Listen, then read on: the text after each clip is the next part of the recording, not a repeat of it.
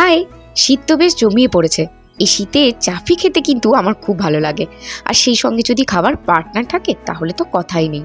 সৌভাগ্যক্রমে আজ আমার বরমশাই আছে, তাই এই শীতের সন্ধ্যায় একসাথে আড্ডা মারার সুযোগটা আর ছাড়লাম না। তোমাদের কার কার ভালো লাগে গো চাফি খেতে? ডিসেম্বর মাস চলছে, আর কোথাও ঘুরতে যাব না? প্ল্যান তো 4 মাস আগে থেকেই রেডি। সময় চলেই এলো, তাই ব্যাগও এবার রেডি করতে হবে। কোথায় যাব সেটা আমার ব্লগগুলো দেখলেই বুঝতে পারবে। আগের বার ডিসেম্বরে পুরুলিয়া গেছিলাম, তখন ইভু কত ছোট। তোমরা ভাবে ডিসেম্বর কেন?